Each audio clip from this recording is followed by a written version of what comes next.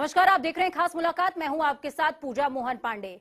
जी हां, 26 नवंबर ये ऐसी तारीख जो देश का इतिहास शायद कभी ना भूल पाए। जी हां, 26 नवंबर को एक ऐसे आंदोलन की शुरुआत होती है जो आज एक ऐसे मुकाम पर आकर खड़ा हो गया है जो आर पार की परिस्थिति से गुजर रहा है। और इस आंदोलन को आर पार की परिस्थिति पर खड़ा करने वाले जो नायक हैं वो आज जनता टीवी के मंच पर मौजूद हैं। मैं सबसे पहले उनका स्वागत करूंगी, राकेश टिकैत। राकेश टिकैत जी, बहुत बहुत स्वागत है जनता टीवी पर आपका।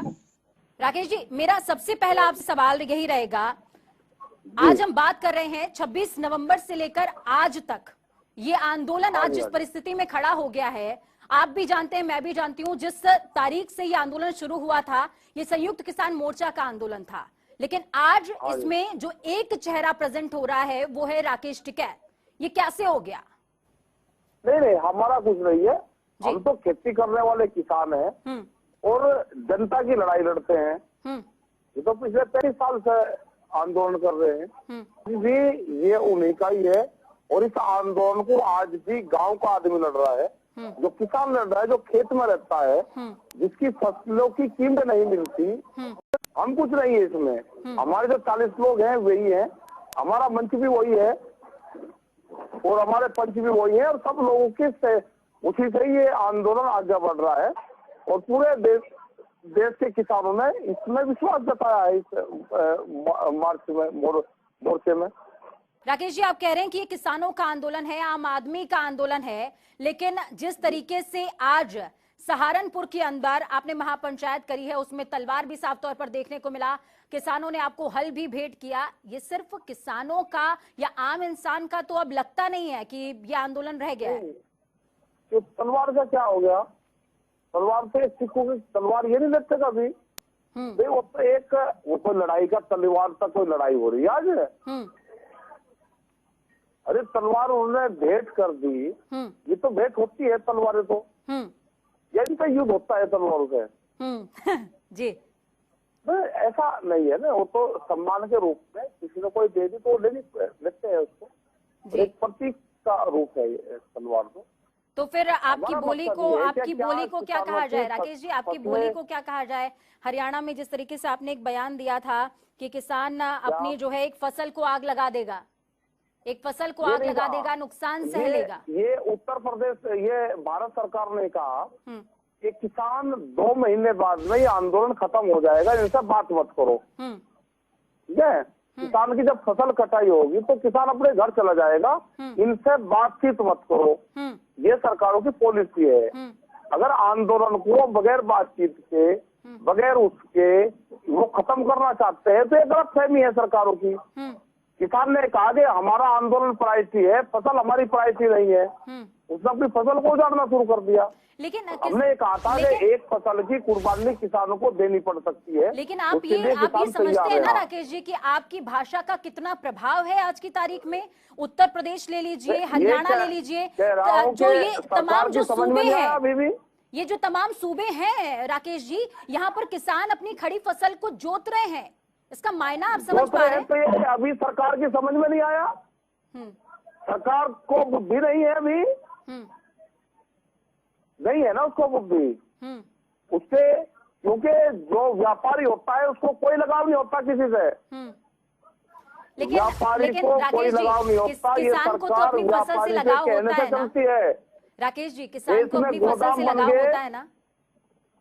देश में गोदाम बन गए और कानून बाद में आया, दुख नहीं होगा कि किसान अपनी फसल को बर्बाद कर रहा।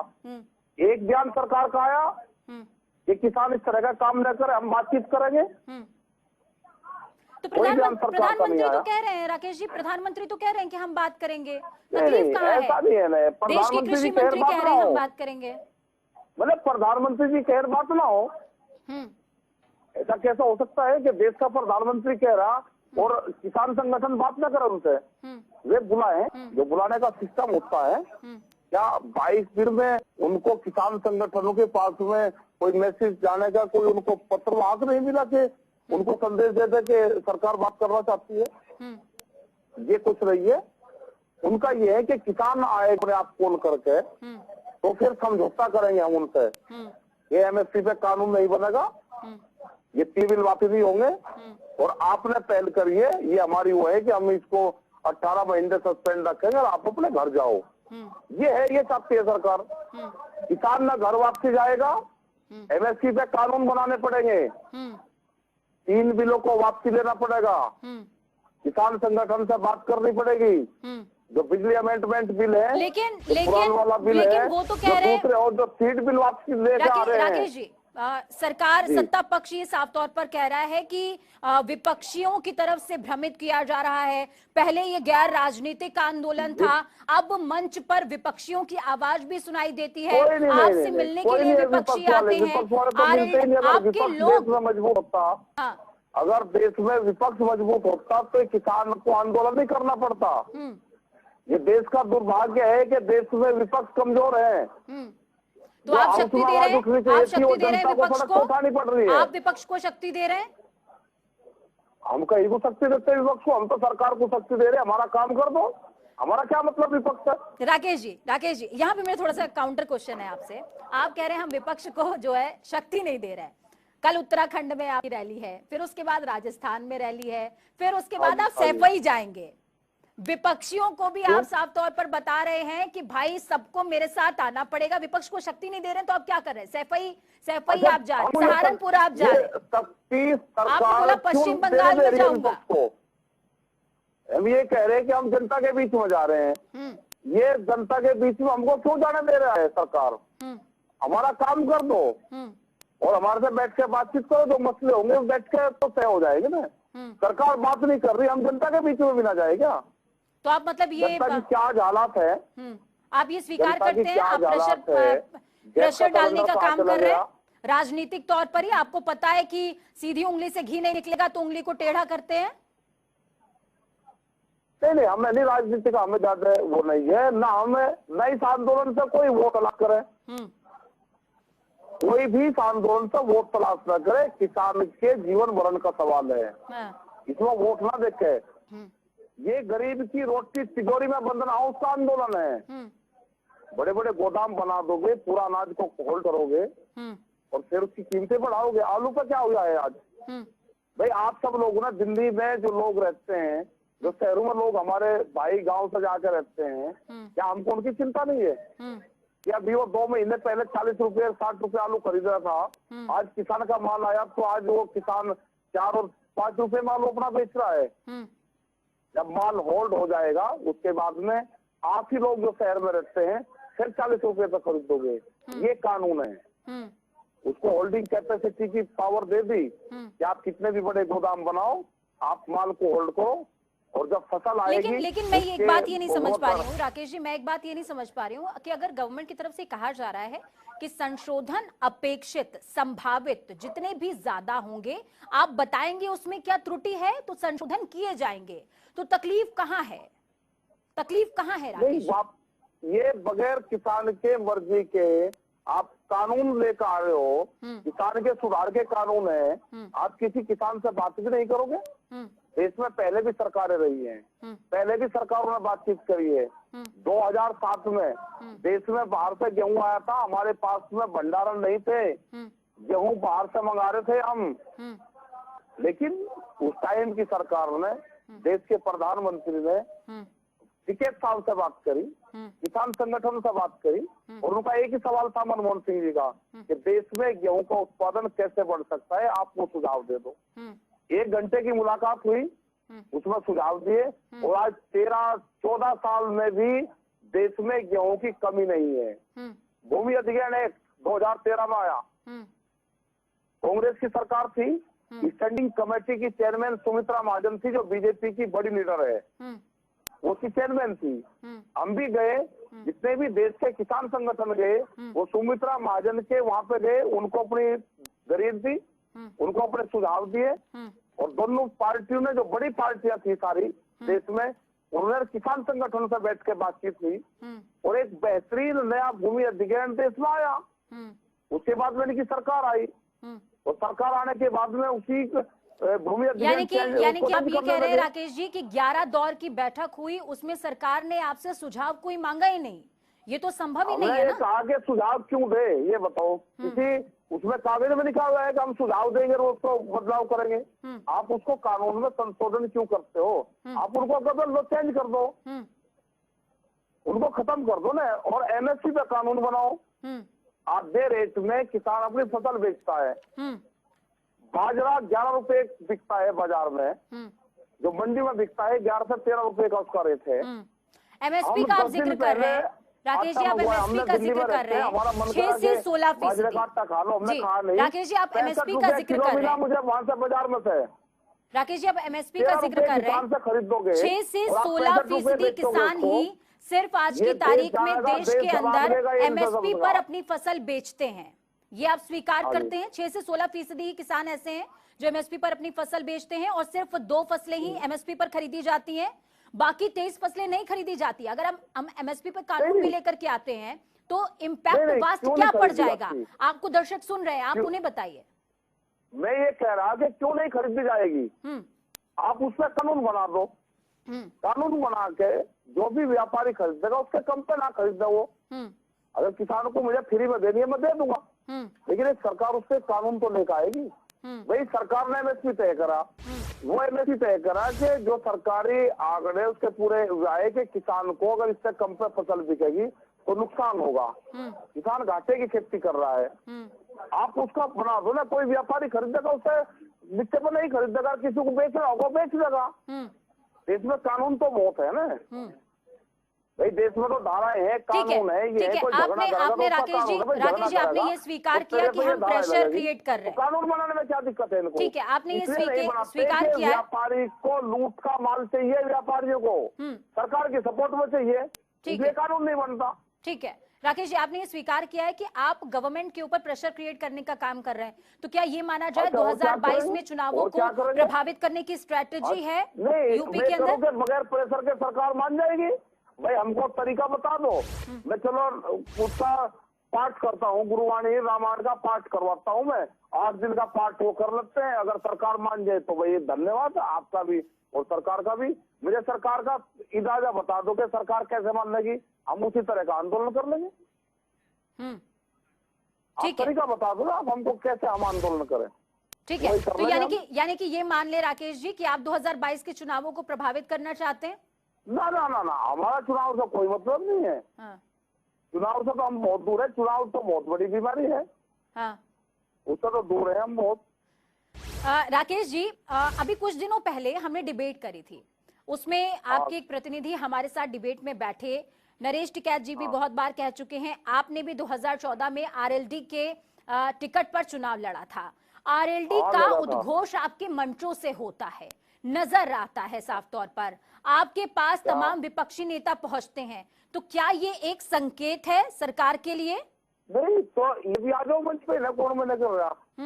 अगर कोई मंच पे दीपक को जबरदस्ती आ जाएगा तो उसको हम क्या कर ले? मंच तो कोई नहीं बोलता। नहीं, सिंघू पर तो कोई नहीं आ रहा राकेश जी, सिंघू पर कोई नहीं आ रहा, गाजीपुरी क्यों आ रहे हैं सारे? उनको पता है कि राकेश जी के हाथ खुले हुए हैं, वहां हम जा सकते हैं। क्या विपक्षी को ये पता है क्या कि राकेश जी एक सॉफ्ट कॉर्नर है, उनके हाथ खुले हुए हैं, वहां हम जा सकते हैं? सिंघू नहीं जा सकते हम? अगर कोई उस पर जा रहा है, मंच पे कोई नहीं जाता, वहाँ पे मंच पे बताओ कौन बोलता है वहाँ पे? और कोई बोल के अगर कोई हमारे बाद में कोई बोल के चला गया, उसका बाद में पता चला कि ये तो उसका है, इसे उसका हमारे बाद में कोई बोल लेता होगा, वैसे तो मंच पे कोई जाता नहीं। हमने मैंने कह रखा है हमारे मंच पे मत आओ भाई कोई, आपको कहना अपनी प्रेस में बात करो, अपना आंदोलन करो जहाँ आपको करना है। हम इनसे परहेज करते हैं, पॉलिटिक्स से तो हम परहेज करते हैं, और ना राजनीति से इसका भला होगा, इसका भला देश का भला आंदोलन से होगा।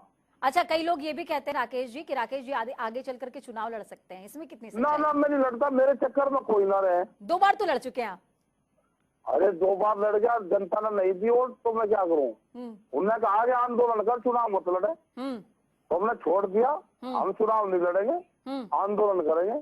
अच्छा ठीक है, मैं आपसे राकेश जी ये समझना चाहती हूँ कि ये हम सभी जानते हैं कि जिस तरीके से 26 तारीख की घटना सामने आई, 26 तारीख की घटना के बाद 28 तारीख को राकेश टिकैत रोए, और राकेश टिकैत के रोने के बाद राकेश टिकैत वक्त इस पूरे आंदोलन के महानायक बन गए, महानायक बनकर उभर करके सामने आ गए। हालांकि राकेश टिकैत बार बार ये कहते हैं मंचों से कि संयुक्त किसान मोर्चा जो कहेगा वही सच्चाई है, लेकिन आप जिस तरीके से अन्य राज्यों में जा रहे हैं, आपकी पूछ हो रही है, क्या ये नहीं लगता कि संगठन में कुछ कमजोरी आ सकती है आपकी एक छवि को लेकर के, या फिर आपकी जो सशक्त छवि है उसको आगे करके आप इस आंदोलन को पूरी तरीके से क्रिएट करना चाहते हैं, खड़ा करना चाहते हैं, एस्टैब्लिश करना चाहते हैं? ना हमारा तो आंदोलन हम भारतीय किसान यूनियन चलाते हैं, वो सक्षम है। पूरे देश के किसान संगठन इकट्ठे हुए हैं, जो उनकी गाइडलाइन होगी हम उसी पे ही चलेंगे। और रही जहाँ तक आंदोलन की बात, 2002 में हमने पार्लियामेंट के ताले लगाए, ठीक है जी। उत्तर प्रदेश विधानसभा के ताले लगाए, उत्तराखंड विधानसभा के ताले लगाए, राजस्थान विधानसभा के ताले लगाए, 48 बार जेल गया, ठीक है, 350 बार जेल गए। तो आंदोलन में कोई कमी नहीं है। टिकैत साहब का वही आज बाबा महेंद्र टिकैत का जिक्र आपने कर दिया राकेश जी, मेरे जहन में बार बार ये बात भी आ रही थी। बाबा महेंद्र टिकैत का आपने जिक्र कर दिया। जब वो खड़े होते थे तो उनके पीछे एक काफिला था और एक आवाज पर लोग चल उठते थे और एक आवाज पर लोग रुक जाया करते थे। लेकिन 26 तारीख को जो हुआ उसमें राकेश टिकैत नजर नहीं आए दूर दूर तक। ना उनके कहने पर लोग रुके, ना उनके कहने पर लोगों ने अपना रास्ता बदला। ऐसा क्यों? कंफ्यूजन कहाँ थी? वो भीड़ के आगे फेल हो जा सब। वो अयोध्या में किसने तोड़ दिया था? वो भीड़ थी, फिर उन्होंने कहा कि भीड़ के आगे सब फेल हो जा।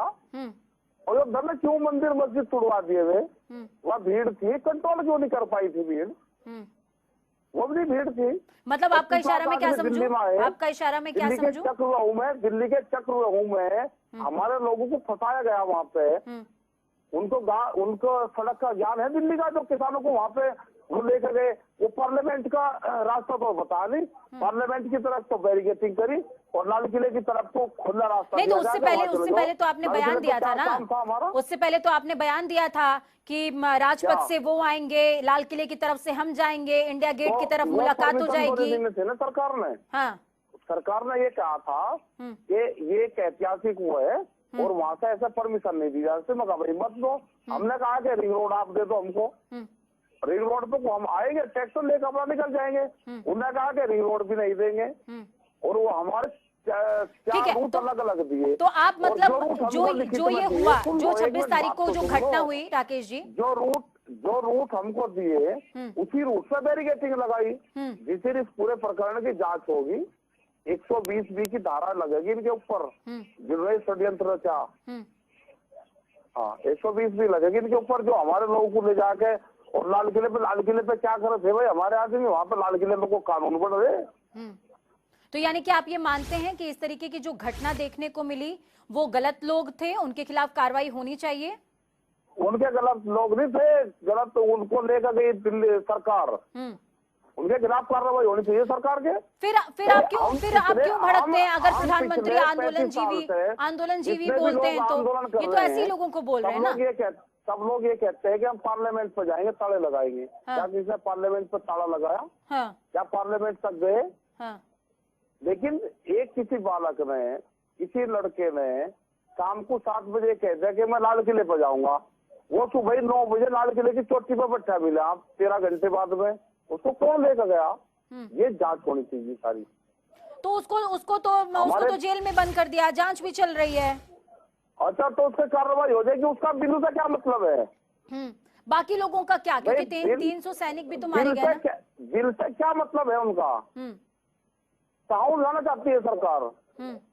बिल का क्या मतलब है? बिल का कोई मतलब नहीं है ना। आप बिल पर बात करो, उसके लिए तो अपना कानून काम कर रहा है, बिल पर काम करो। ठीक है, चलिए बिल की बात करते हैं। बिल की बात आप कर रहे हैं राकेश जी। बिल की बात ये करते हैं कि आप आंदोलन को और मजबूत करके सरकार पर दबाव बनाना चाहते हैं, ठीक है? दबाव बनाओगे सरकार पर, बनाओगे। ठीक है, दबाव आप बनाना चाहते हैं, सरकार मानती नहीं। ठीक है, हाँ ठीक है। चलिए, लेकिन जिस तरीके की स्ट्रैटेजी आप अपना रहे हैं राकेश जी, जिस तरीके की स्ट्रैटेजी देखने को मिल रही है, उस स्ट्रैटेजी से आप सिर्फ हरियाणा में, पंजाब में, पश्चिम उत्तर प्रदेश में नजर आते हैं। लेकिन जब महेंद्र सिंह टिकैत की बात होती है तो पूरे उत्तर प्रदेश में उनका वर्चस्व था, एक आवाज पर लोग खड़े होते थे। उतना वर्चस्व राकेश टिकैत का नजर नहीं आता है। कैसे आप इस आंदोलन को और धार देंगे? 26 तारीख में आ तो कहा था, जब अगर भीड़ को लेकर जाते हैं तो आप ये कहोगे भीड़ को ले आए, भीड़ अगर कम लेकर आवे तो आप कहते हो कि आपके पीछे भीड़ नहीं। आप बता दो हम आंदोलन कैसे चला हुए, आपसे कहने से चला देंगे हम तो। नहीं, आंदोलन को आप कह रहे हैं ना कि धार देनी पड़ेगी। इसको सरकार को एमएसपी से कानून बनाना पड़ेगा। हाँ। किसानों से बातचीत करनी पड़ेगी, जो हमारी कमेटी है उससे बातचीत करनी पड़ेगी। हाँ। और इसी में ही भलाई है, इसी में ही देश की भलाई है। और मान लीजिए सरकार बातचीत करने जाए और कोई और फिर आपके बीच से वीएम सिंह निकल आए तो फिर क्या होगा? और जिसे जहाँ छोड़कर चला जाएगा उसका हम क्या कर सकते हैं। और ये भी इसी तरीके की भी खबरें निकल करके सामने आ रही थी राकेश जी कि वीएम सिंह की आपसे नहीं बनती थी, इसी वजह से वो बीच से छोड़ करके चले गए, उनको लाइमलाइट मिल नहीं पा रही थी। अब पता नहीं, हमें तो ज्यादा जानकारी है नहीं। अच्छा, मतलब आपकी बनती है या नहीं बनती है इस बात की भी आपको जानकारी नहीं है ना? हमारी तो सबसे बड़ा, हमारी क्या कोई लड़ाई यहाँ पर किसी की जमीन पर थी? आप पर सीधा आरोप लगा के गए थे। तो देश बहुत बड़ा है, किसानों की समस्या बहुत है, अपना सबको लड़ाई लड़नी चाहिए, आज भी लड़ाई लड़नी चाहिए उनको, अपना लड़ाई लड़े। क्या दिक्कत है? राकेश जी, आप पर सीधा आरोप लगा के गए थे VM Singh ji, press conference पे खुला आरोप लगाया था। हम नहीं किसी पर आरोप लगाते, वो भी लड़ाई लड़ते हैं किसानों की। कोई हमको कोई कह के जा रहा है हम तो लड़ाई लड़ रहे, कोई कह के जा रहा हमको कह के चले जाओ, कम से कम देख ही रहा। किसानों की आप लड़ाई लड़ते हैं राकेश जी, किसानों की लड़ाई का आप बार बार जिक्र कर रहे हैं, परेशानी मैं समझ नहीं पा रही हूँ कि कहाँ है। सरकार कह रही है कि हम किसानों के लिए इतनी बेहतरीन योजनाएं ला रहे हैं। आप गांव आओ पहले और गांव में किसानों से पूछो कि उनकी फसल के रेट क्या है। गन्ने का उत्तर प्रदेश में गन्ने का अभी भी करीब 14,000 करोड़ रुपए बकाया है। गन्ने का 1 साल तक भुगतान नहीं होता, उसकी लागत कितनी बढ़ रही। अभी गेहूं की फसल आएगी, क्या रेट में बिकेगी? राजस्थान में बाजरा गेहूं 1400 रुपए बिक रहा, बाजरा 11 रुपए किलो बिक रहा, मक्का 8 रुपए किलो बिकी है। ये किसान की परेशानी है। दूध का भाव 22 रुपए पे बिकेगा, तो यही तो परेशानी है। लेकिन क्या राकेश जी, आप इन छोटे किसानों को संगठित कर पा रहे हैं क्या? क्योंकि बार बार आप खुद ही ये बात स्वीकार कर चुके हैं कि जो छोटा किसान है, जो छोटा किसान है जिसको आज तक एमएसपी मिली ही नहीं है, वो अपनी दिनचर्या से ही नहीं बाहर निकल पा रहा है। ये बार बार आप खुद कह चुके हैं। ये लड़ाई उसी की तो है कि जो छोटा किसान है, जो मंडी तक भी अपना माल नहीं जा सकता, व्यापारी उसके घर तक उसको लूटता है। अगर उसका एमएसपी हो जाएगी तो वो उसका कम पे नहीं खरीदेगा, ये उसी का तो आंदोलन है। तो क्या लग रहा है आपको कि आप अपनी स्ट्रेटेजी के साथ में उस छोटे किसान को साथ ला पा रहे हैं? वो छोटा किसान तो आंदोलन में है, बड़ा तो आता ही नहीं हमारे साथ में। बड़ा, और लोग तो कह रहे हैं कि बिचौलिए हैं इस आंदोलन में, बिचौलियों को डर है कि उनका प्रॉफिट खत्म हो जाएगा। सरकार जो है ऐसी योजना लेकर के आ रही है कि बिचौलिए खत्म हो जाएंगे और बिचौलियों को डर है कि उनका प्रॉफिट मार्जिन चला जाएगा, इसलिए वो है इस आंदोलन में। इस तरीके की खबर है। इसको आंदोलन को किसान चला रहा है, जिसकी कम रेट पर फसल बिकती है, इस आंदोलन को वो चला रहा है। दोनों तो हमको कोई मिला नहीं वहाँ पे, एक कंपनी का कोई खरीदार हो वो, इनकी तो तलाश है, हमको भी कहाँ है। ऑनलाइन एमएसपी का जिक्र सरकार कर रही है Rakesh ji, online MSP transfer हो जाएगी, वो हरियाणा सरकार भी बोल रही है, पंजाब सरकार भी बोल रही है कि अब कोई मीडियोकर भी नहीं रहेगा बीच में। तो तकलीफ का, अगर मान लीजिए ये वाली पॉलिसी भी हर जगह लागू हो जाती है। हाँ तो लागू करवा दो ना आप। हमारा जितना माल है, जितने भी एमएसपी की फसलें सरकार ने डिक्लेयर कर रखी है, हाँ। आप गारंटी दवा दो कि 100 की 100% ये इसको सरकार खरीदेगी, आप खरीदवा दो। हाँ, खरीदवा दो। 100 की 100% सरकार क्यों खरीदेगी राकेश जी? सरकार ने तो विकल्प दे दिया ना कि आपको अगर ज्यादा दाम मिल रहा है तो आप बाहर बेच सकते हैं फसल। हम ये कह रहे कि नहीं खरीद रही, हाँ। तो उसका कानून बना दे, हाँ। किसी व्यापारी को खरीदेगा, उसका कंपनी खरीदेगा, वो कानून बनवा दो। अगर व्यापारी का ज्यादा हमदर्दी है तो उसका डिफेंस सरकार दे दे। एक तरफ सरकार को चलना पड़ेगा। अगर व्यापारी से हमदर्दी है तो डिफेंस दे दे, व्यापारी से हमदर्दी नहीं है तो सरकार खरीद ले, सरकार डिफेंस दे दे। मतलब आप ये कह रहे हैं कि सरकार जो है व्यापारियों का समर्थन कर रही है? और क्या कह रहा मैं, ये व्यापारी भी तो सरकार है। और सरकार कह रही है कि आपके इस आंदोलन को बाहरी लोग जो भारत में फूट डालना चाहते हैं वो हाईजैक करने की कोशिश कर रहे हैं। यहाँ तो नहीं मिला कोई हमें, कोई ग्रेटा थनबर्ग का नाम तो आपने सुना होगा ना राकेश जी? ग्रेटा थनबर्ग का नाम सुना है ना? हाँ सुना। ग्रेटा थनबर्ग किस तरीके से भारत को उन्होंने बदनाम करने की कोशिश करी, आंदोलनों का जिक्र उन्होंने किया, पर्यावरणविद रही हैं, लेकिन जिस तरीके की हरकत उनके सामने आई है, टूल किट वाली बात आई थी सामने। और वो कोर्ट ने सजा क्यों नहीं करी, छोड़ दी लिखे वो तो कोर्ट में। दिशा रवि को छोड़ दिया है। अच्छा जी। तो पिट लगाने का काम करे, पर्यावरण में कुछ बात कह दी होगी उसने। इस आंदोलन का क्या मतलब है इनका सबका? अपना तो कर रहे हैं, काम करो तो सबको। लेकिन राकेश जी, जिस तरीके आप से हमारा भाव दिलवाओ, ठीक है, भाव दिलवाओ। भाव कैसे मिलेगा? किसान नहीं जानता कुछ भी, भाव जानता है किसान, उसको भाव दिलवाओ। लेकिन सबसे बड़ा सवाल राकेश जी, अगला टारगेट चैनल है। हाँ। इन चैनलों पर लगेगा सेंसर बोर्ड, बटेगा एक का खबर भी चलेगी तो वो भी पास होकर चलेगी। तो आपको इस देश में आ गए हैं लुटेरे। कौन से चैनल पर राकेश जी, कौन से चैनल पर सेंसर बोर्ड लगने वाला है? वो पता है कि लुटेरे देश से कैसे भागेंगे। देश में लुटेरे घुस गए, इन लुटेरों को भगाना पड़ेगा। नहीं, नाम डिस्क्लोज करने में क्या प्रॉब्लम है आपको? क्या लुटेरे तो कोई हो, लुटेरे का चोर का को नाम बताएगा हमें, देखेंगे जौन भी आएगा, ये भगाने पड़ेंगे देश का। 11 दौर की मीटिंग हो चुकी है राकेश जी, आपके लोग खुले मन से आरएलडी का जिक्र करते हैं। मिनट दिखवा दो ना उसको, मिनट दिखवा दो। हाँ, मिनट दिखवा दो। राकेश जी, आपके लोग खुले मन से आरएलडी का जिक्र करते हैं, क्या ये ना माना जाए कि राकेश टिकैत आगे जाकर के राजनीति में प्रवेश कर जाएंगे? आरएलडी से इतनी हमदर्दी क्यों है? करते हैं उसमें राजनीति में, जाना नहीं हम। आपको इतनी हमदर्दी आरएलडी से क्यों है फिर? ना हमें नहीं किसी से हमदर्दी। ना, आपको हमदर्दी नहीं है? हमको किसी से नहीं है। तो ये राकेश टिकैत थे जिन्होंने साफ तौर पर बेबाकी से तमाम सवालों के जवाब दिए और बताया कि क्या कुछ आगे खास रहने वाला है, और सीधी सटीक एक ही मांग है कि एमएसपी पर कानून बनना चाहिए और दाम मिलना चाहिए किसानों को। हालांकि सरकार कह रही है कि किसानों के लिए बहुत कुछ किया जा रहा है, अब भविष्य बताएगा कि आखिरकार ये किसान आंदोलन कहां जाकर ठहरता है। नमस्कार।